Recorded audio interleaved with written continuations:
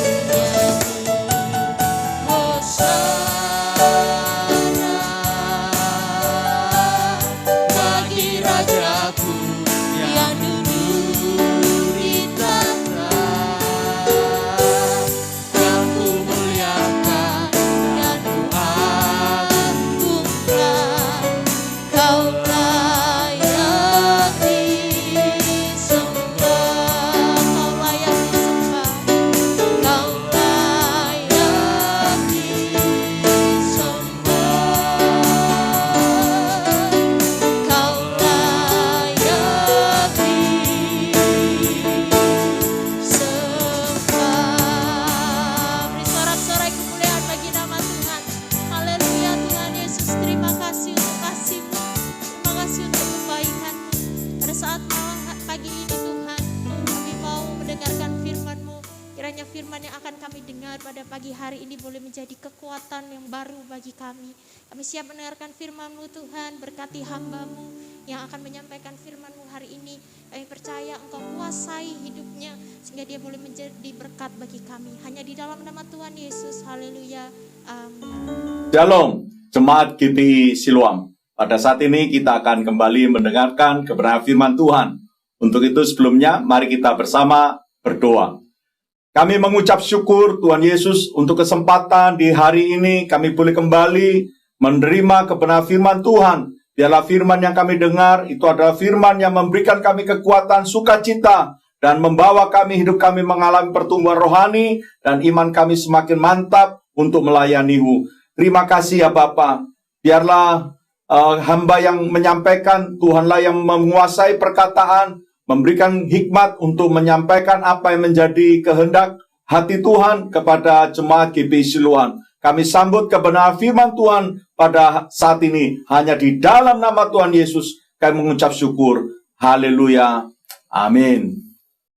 Nah, saudara yang dikasihi Tuhan, pada saat ini kita akan mendengarkan firman Tuhan yang berjudul Angpau di Tahun Baru.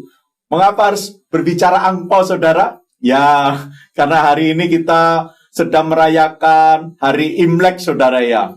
Nah, bagi sebagian orang, dari kawan-kawan saudara kita yang dari Tionghoa sedang merayakan Imlek. Nah, tema kita adalah angpau dari Tuhan. Apakah Imlek ini boleh dirayakan oleh orang Kristen? Ya, boleh saudara. Mengapa tidak?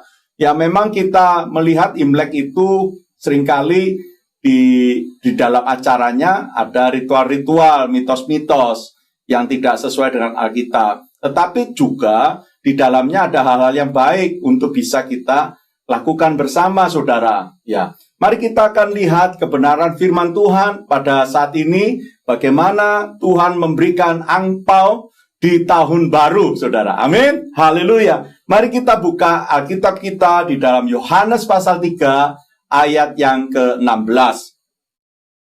Karena begitu besar kasih Allah akan dunia ini, sehingga Ia telah mengaruniakan anaknya yang tunggal, supaya setiap orang yang percaya kepadanya tidak binasa, melainkan beroleh apa, saudara? Hidup yang kekal. Nah, kalau kita melihat di sini ada angpau yang luar biasa yang Tuhan berikan kepada kita, saudara. Angpau apa itu, saudara? Nah, saudara, angpau ini apa? Kalau di tradisi orang Chinese atau Tionghoa, saudara, itu disebut hansi adalah amplop merah yang biasanya berisi sejumlah uang sebagai hadiah menyambut tahun baru Imlek. Jadi kalau kita merayakan hari Imlek itu tidak luput dengan adanya pemberian amplop hansi yang warnanya merah diberikan. Warna merah ini melambangkan apa, saudara? Kebaikan, kesejahteraan, kegembiraan, semangat yang membawa yang nasib baik bagi penerimanya di dalam kebudayaan Tionghoa.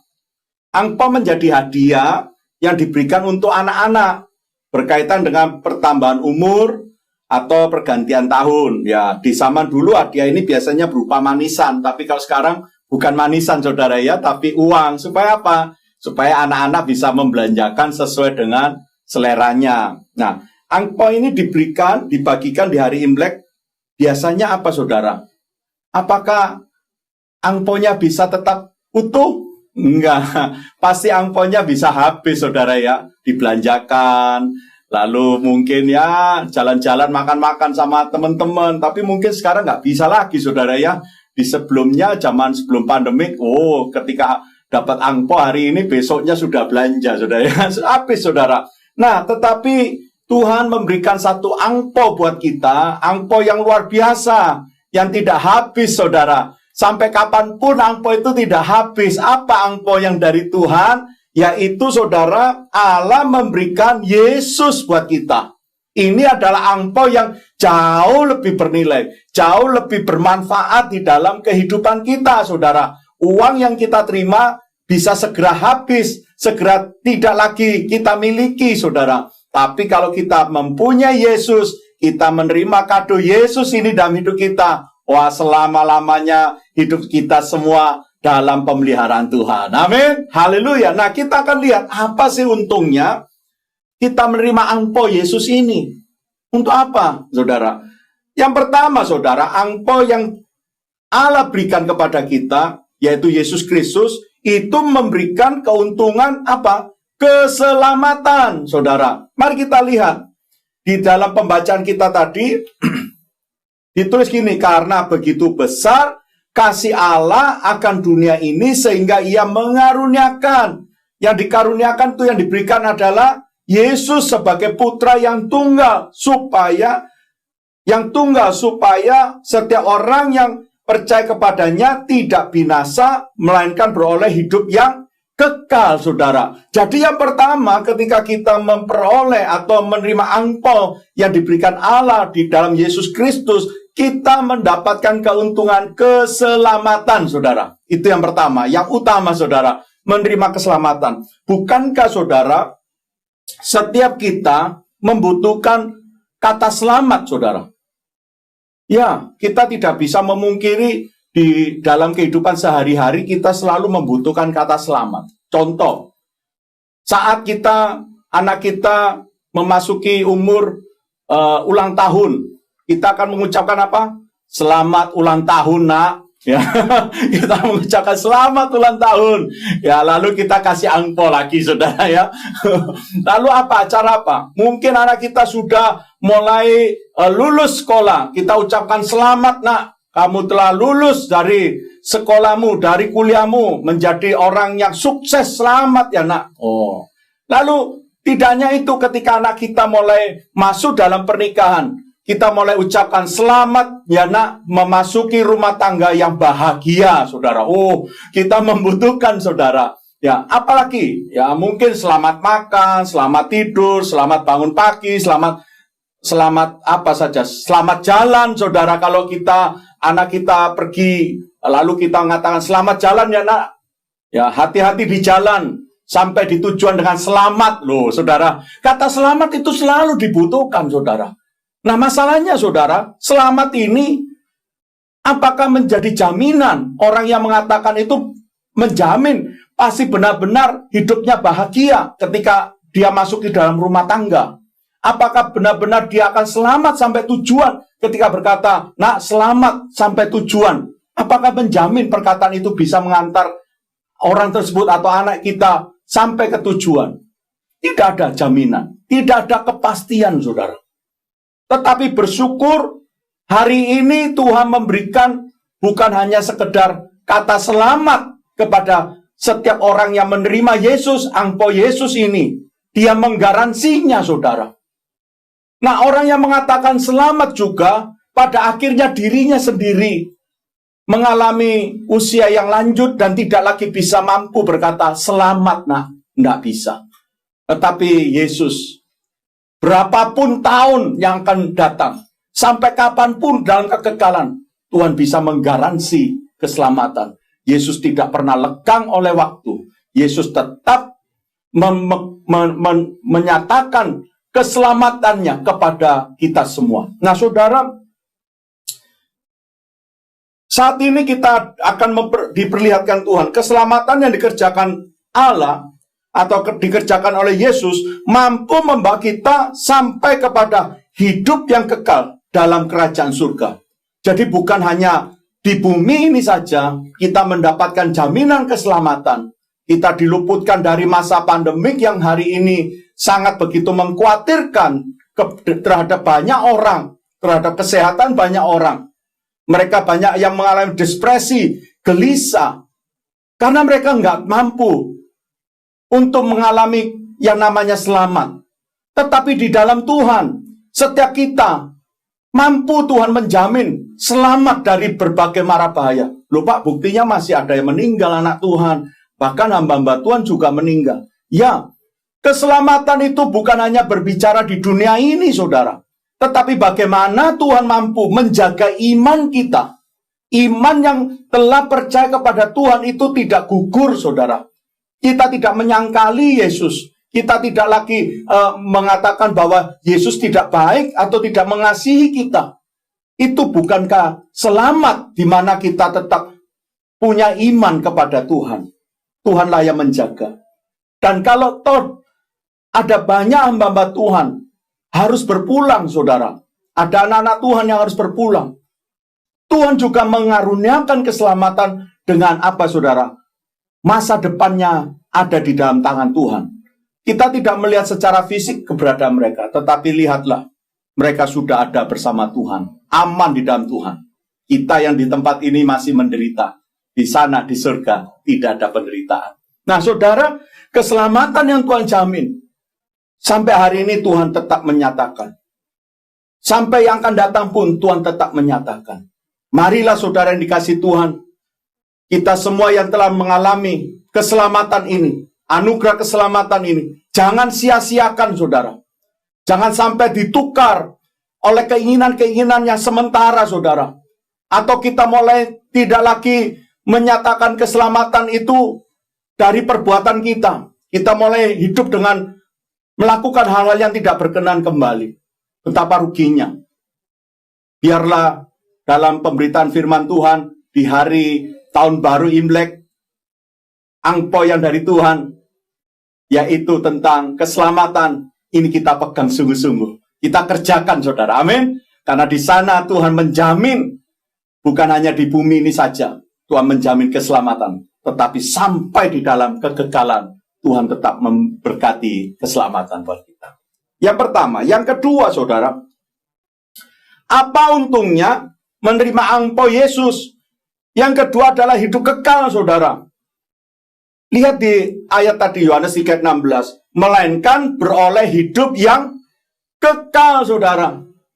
Kita tidak lagi mendapatkan kebinasaan, tetapi hidup yang kekal. Nah, kekal yang bagaimana? Saudara, setelah kematian itu ada dua kekekalan. Yang pertama itu kekal di dalam kerajaan surga. Yang kedua adalah kekal di dalam neraka. Jadi tidak bisa ketika orang berada di neraka, oh nggak enak, aku pindah lagi ke surga. Nggak bisa, saudara, sudah kekal. Sudah permanen ada di dua tempat itu. Nah, saudara, di mana pilihan kita saat ini? Kita mau pilih surga atau neraka, saudara? Tuhan memberikan jaminan ketika kita menerima Yesus, maka kita ditempatkan Tuhan dalam kekekalan di dalam kerajaan surga. Itu pasti, saudara. Itu jaminan yang ya dan amin. Mungkin ada orang yang berkata gini, Pak, saya milih neraka aja, Pak. Kenapa? Ya, di neraka banyak artis, Pak. Artis Korea yang bunuh diri itu kan banyak di neraka. Wow, enak, Pak, di sana bisa dugem, bisa apalah, enjoy begitu. Ya, saya ngomong, Anda sedang melihat screen server, saudara, ya, screen server. Ya, kalau Anda hari ini menonton saya, ini sebetulnya Anda sedang melihat background yang bukan yang aslinya, saudara. Yang background aslinya hanya warna hijau, saudara. Ya, iblis seringkali menampilkan, saudara, di screen server yang hal-hal yang menarik, ya. Menarik untuk orang berminat menjadi pengikutnya, saudara. Tetapi tidak sadar, itu screen server kalau diangkat atau dihilangkan, maka tidak ada yang menarik. Hanya backgroundnya neraka, hanya api yang menyala-nyala. Sehingga banyak orang terkejut ketika sudah ada di sana dan mulai berseru, Bapak Abraham. Tapi sudah terlambat, saudara. Tolong, sampaikan kepada saudara-saudaraku yang masih ada di bumi. Ya, supaya mereka jangan ada bersama saya di tempat ini. Sangat susah, sangat menderita kertaan dan kerta gigi yang ada di dalam neraka ini. Saudara, tetapi itu semua sudah terlambat. Nah, untuk itu Yesus mau menawarkan dirinya menjadi juru selamat buat hidup saudara. Menjadi kado tahun baru, Imlek yang tahun baru ini. Dia memberikan dirinya sebagai pemberian kepada saudara, memberikan jaminan keselamatan, dan juga dia memberikan apa, saudara?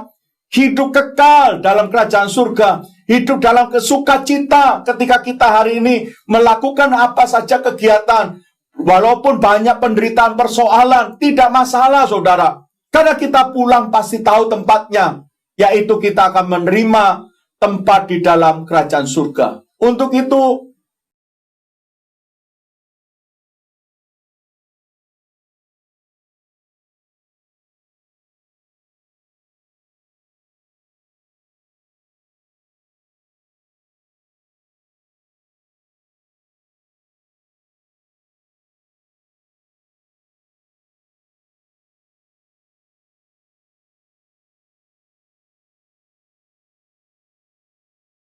kerajaannya ada kekekalan yang luar biasa. Amin saudara, puji Tuhan. Yang ketiga, yang terakhir saudara, saya akan memberikan gambaran bagaimana indahnya Wahyu pasal 21 ayat yang keempat, tentang indahnya kerajaan surga yang Tuhan telah janjikan ketika seorang itu berada di dalam kekekalan kerajaannya.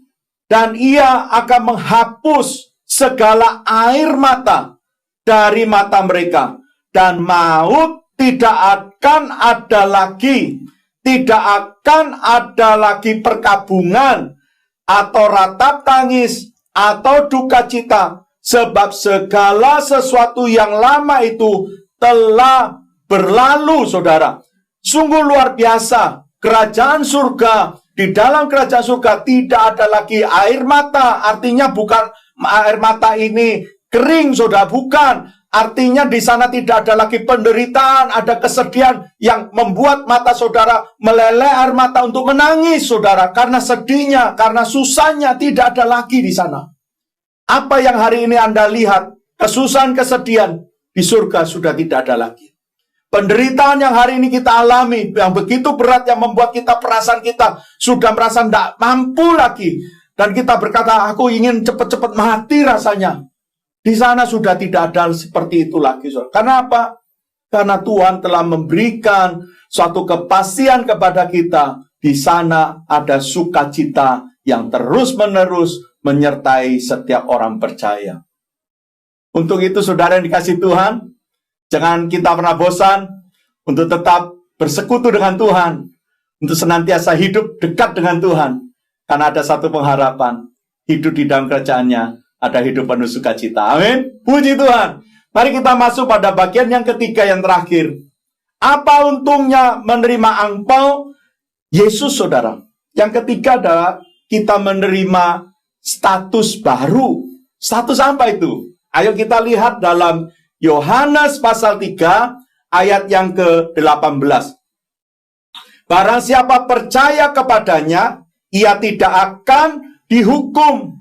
Barang siapa tidak percaya, ia telah berada di bawah hukum, sebab ia tidak percaya dalam nama Anak Tunggal Allah. Saudara yang dikasihi Tuhan, kita telah melihat status yang Tuhan berikan ketika kita menerima Yesus sebagai angpau yang dari Allah.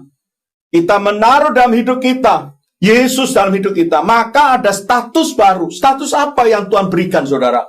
Bukan status identitas David Samuelnya hilang, saudara. Bukan. Tetap nama saya di KTP, identitas saya David Samuel. Tetapi statusnya yang dulu adalah David Samuel orang berdosa. David Samuel yang dulu hidup di bawah hukum dosa, yang pantas dihukum mati, saudara. Tetapi hari ini saya bersuka cita. Ketika menerima Yesus, status saya bukanlah seorang hukuman, tapi status saya adalah orang merdeka, saudara. Merdeka dari apa? Dari hukuman, saudara. Dari status narapidana, status tahanan napi, saudara. Ya, saya pernah pelayanan bersama almarhum Bapak Pendeta Yohanes Suprayitno, saudara, di Lapas Porong. Ya, kami selalu berdua dengan beberapa tim rekan-rekan saudara, juga ada dari jemaat Siloam juga terlibat, saudara, ikut pelayanan di Lapas Porong. Di sana kami memperhatikan dalam pelayanan saat pemberitaan firman Tuhan disampaikan, dan ketika kita mengadakan altar call atau tantangan, lalu kita mulai turun bergerak kepada mereka untuk berdoa, mendoakan satu demi satu yang maju, saudara. Dan ketika mereka menceritakan apa yang perlu didoakan, Pak, saya di sini sudah ndak merasa cepat-cepat lepas dari tahanan ini, Pak. Sudah ndak suka tinggal di sini. Tolong Pak doakan supaya saya kuat untuk bisa sampai masa akhir sebagai status tahanan. Menderita di sana. Kok bisa menderita? Iya, saudara. Makan saja terbatas, saudara. Hari-hari tempatnya dibatasi hanya di tempat itu saja. Nggak bisa jalan-jalan ke mall kan? Ya di situ saja. Menderita, saudara. Gak enak, saudara. Kemana-mana diawasi, saudara, sama penjaga. Oh, jangan sampai lepas ini orang itu ya. Selalu diintai 24 jam. Kamera CCTV. Pergerakannya supaya jangan sampai melakukan kejahatan. Saudara, nggak enak orang napi itu, saudara. Sangat dibatasi hidupnya. Bahkan dia harus menjalani hukuman begitu berat, saudara, di dalam lapas. Dan ketika kita doakan, mereka mengalami sedikit kelegaan. Dan kita kuatkan, ayo jangan lagi berbuat dosa supaya nanti keluar. Anda menjadi orang merdeka. Dan ingat, engkau harus melakukan apa yang Tuhan perintahkan, kebenaran, dan melayani Tuhan. Oh, ada yang sudah lepas, saudara. Karena sudah selesai masa tahanannya. Dan datang ke tempat kami, saudara, dan berkata, Pak, saya sekarang sudah lepas. Ingat, Pak, Anda sudah dilepaskan. Ayo, hidupnya yang benar. Jangan sampai melakukan kejahatan lagi. Dan mulai melayani Tuhan. Oh, dia semangat. Baik, Pak. Puji Tuhan. Ya, karena rumahnya di luar kota, saya kasih sangu untuk pulang ke tempatnya, saudara. Puji Tuhan. Nah, saudara, kalau di dalam dunia ini orang dipenjara begitu susah, nah, saudara bisa bayangkan statusnya itu ada nabi. Kemana-mana kita ini dicap sebagai nabi loh, saudara. Oleh Tuhan. Apa yang kita lakukan, perbuatan sebaik apapun, Anda tetap nabi. Orang yang pantas dihukum mati. Walaupun kita loh rajin ibadah, rajin memberikan sedekah, melakukan satu perbuatan-perbuatan yang baik, saudara. Tetap statusnya nabi, saudara. Tetap hukumannya mati. Nah, bersyukur hari ini engkau dan saya menerima angpau dari Allah, yaitu Yesus Kristus. Sehingga status kita, identitas kita bukan narapidana, tetapi orang merdeka. Apa artinya orang merdeka? Orang merdeka ketika melakukan apa saja, melakukan dengan penuh sukacita. Bukan dengan beban berat, saudara. Ketika kita melakukan ibadah, ibadah itu bukan satu beban berat untuk supaya saya mendapatkan belas kasihan Tuhan. Tidak. Tetapi menjadi rasa syukur saya. Karena saya adalah orang yang sudah dimerdekakan oleh Allah. Sudah menerima anugerah keselamatan, hidup kekal, dan diberikan status baru sebagai warga kerajaan surga, orang merdeka. Jadi apa yang kita lakukan itu penuh sukacita. Nggak kepikiran kebebanan. Oh, saya nanti habis ini dihukum apa lagi ya? Nggak ada, saudara. Betapa sukacitanya hari ini ketika kita menerima angpau Yesus. Amin, saudara. Simpanlah terus di dalam hatimu. Yesus itu, dia sangat berkuasa, sangat berdaulat. Dia memelihara, menjamin hidup kita sampai selama-lamanya. Lewat firman Tuhan pada hari ini, saya mendoakan setiap jemaat GBI Siloam tetap dalam pemeliharaan, dan berkat Tuhan senantiasa menyertai kita. Bukan hanya dipelihara soal makanan dan minuman jasmani, tetapi terlebih lagi imanmu, pertumbuhan rohanimu semakin hari semakin mantap di hadapan Tuhan, dan kita akan berjumpa bersama di dalam kerajaannya surga. Amin, saudara. Puji Tuhan. Mari kita akhiri pemberitaan firman Tuhan dengan berdoa bersama. Kami mengucap syukur Tuhan Yesus. Di hari Imlek ini, hamba berdoa kepada seluruh jemaat GBI Siloam. Biarlah mereka tetap dalam pemeliharaan, dalam penyertaan Tuhan. Setiap kami semua yang sudah menerima Yesus sebagai angpau yang terindah di dalam hidup kami, biarlah itu terus-menerus meneguhkan, menguatkan, terus memotivasi kami untuk tetap melayani, untuk terus melakukan ibadah, berani melangkah Tuhan, sehingga tidak ada satu jemaat yang mulai mundur atau kecewa, tapi seluruh jemaat GBI Siloam akan bangkit bergerak bersama untuk bergandengan tangan memuliakan nama Tuhan.